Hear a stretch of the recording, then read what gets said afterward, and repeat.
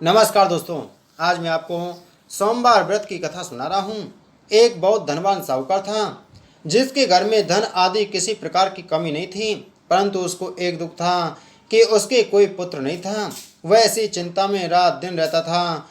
वह पुत्र की कामना के लिए प्रति सोमवार को शिव जी का व्रत और पूजन किया करता था तथा सायंकाल को शिव मंदिर में जाकर शिव जी के श्री विग्रह के सामने दीपक जलाया करता था। उसके इस भक्ति भाव को देखकर एक समय श्री पार्वती जी ने शिव जी महाराज से कहा कि महाराज, यह सावकार आपका अनन्य भक्त है और सदैव आपका व्रत और पूजन बड़ी श्रद्धा से करता है। इसकी मनोकामना पूर्ण करनी चाहिए। शिव जी ने कहा, हे पार्वती, यह संसार कर्म क्षेत्र है। जैसा किसान खेत में बीज बोता है वैसा ही फल काटता है, उसी तरह इस संसार में प्राणी जैसे कर्म करते हैं वैसा ही फल भोगते हैं।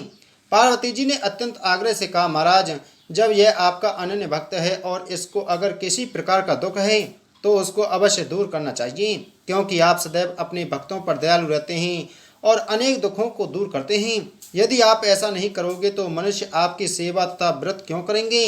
पार्वती जी का ऐसा आग्रह देख शिवजी महाराज कहने लगे, हे पार्वती, इसके कोई पुत्र नहीं है। इसी चिंता में यह अति दुखी रहता है। इसके भाग में पुत्र न होने पर भी मैं इसको पुत्र की प्राप्ति का वर देता हूँ, परंतु यह पुत्र केवल 12 वर्ष तक जीवित रहेगा। इसके पश्चात वह मृत्यु को प्राप्त हो जाएगा।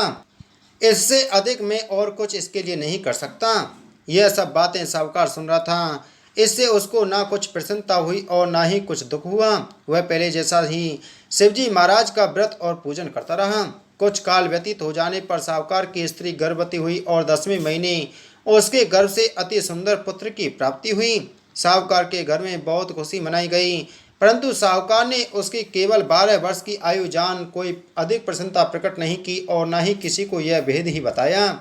जब वह बालक 11 वर्ष का हो गया तो उस बालक की माता ने उसके पिता से विवाह आदि के लिए कहा, तो वह साहूकार कहने लगा कि अभी मैं इसका विवाह नहीं करूँगा, अपने पुत्र को काशी जी पढ़ने के लिए भेजूंगा।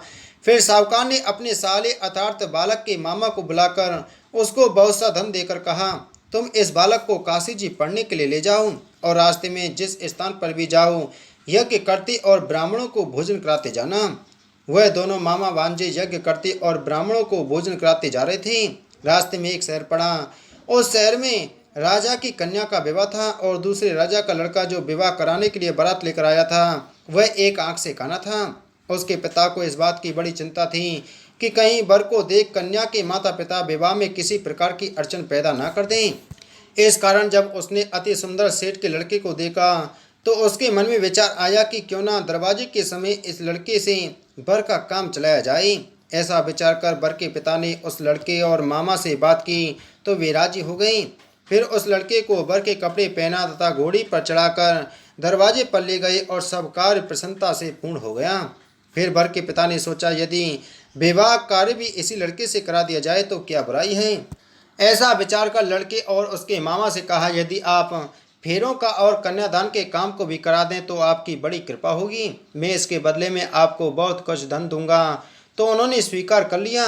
विवाह कार्य भी बहुत अच्छी तरह से संपन्न हो गया, परंतु जिस समय लड़का जाने लगा तो उसने राजकुमारी की चुनरी के पल्ले पर लिख दिया कि तेरा विवाह तो मेरे साथ हुआ है, परंतु जिस राजकुमार के साथ तुमको भेजेंगे वह एक आंख से काना है।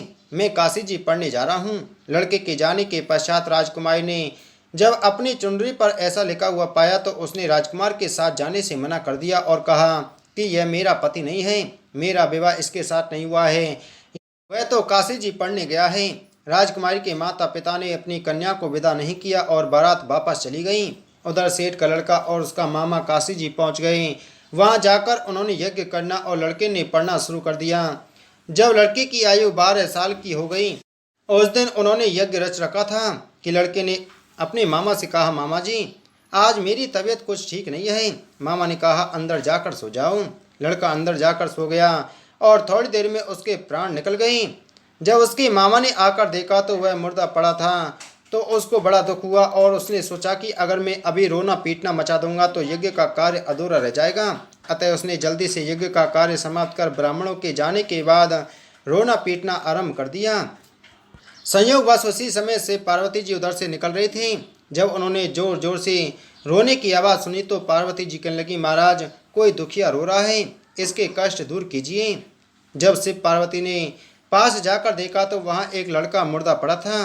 पार्वती जी कहने लगी, महाराज यह तो उसी सेठ का लड़का है जो आपके वरदान से हुआ था। शिव जी ने कहा, हे पार्वती, इसकी आयु इतनी थी सो यह भोग चुका है। तब पार्वती जी ने कहा, हे महाराज, इस बालक को और आयु दो, नहीं तो इसके माता पिता तड़प तड़प कर मर जाएंगे। पार्वती जी के बार बार आग्रह करने पर शिव जी ने उसको जीवन वरदान दिया और शिव जी महाराज की कृपा से लड़का जीवित हो गया। शिव पार्वती जी कैलाश चले गई। वह लड़का और मामा उसी प्रकार यज्ञ करते तथा ब्राह्मणों को भोजन कराते अपने घर की ओर चल पड़े। रास्ते में उसी शहर में आए जहाँ उसका विवाह हुआ था। वहाँ पर आकर उन्होंने यज्ञ आरंभ कर दिया तो उस लड़के के ससुर ने उसको पहचान लिया और अपने महल में ले जाकर उसकी बड़ी खातिर की। साथ ही बहुत से दास दासियों सहित आदर पूर्वक लड़की और जमाई विदा किया। जब वे अपने शहर के निकट आ गए तो मामा ने कहा, मैं पहले घर जाकर खबर कराता हूँ। जब उस लड़के का मामा घर पहुंचा तो लड़के के माता पिता घर की छत पर बैठे थे और यह प्रण कर रखा था कि यदि हमारा पुत्र सकुशल लौट आया तो हम राजी खुशी नीचे आ जाएंगे, नहीं तो छत से गिरकर अपने प्राण दे देंगे। इतने में उस लड़के के मामा ने आकर यह समाचार दिया कि आपका पुत्र आ गया है, तो उनको विश्वास नहीं आया। उसके मामा ने शपथ पूर्वक कहा कि आपका पुत्र अपनी स्त्री के साथ बहुत सारा धन लेकर आया है। तो सेठ ने आनंद के साथ उसका स्वागत किया और बड़ी प्रसन्नता के साथ रहने लगे। इस प्रकार से जो कोई भी सोमवार के व्रत को धारण करता है अथवा इस कथा को पढ़ता और सुनता है, उसकी समस्त मनोकामनाएं पूर्ण होती हैं। बोलो शिव शंकर भगवान की जय।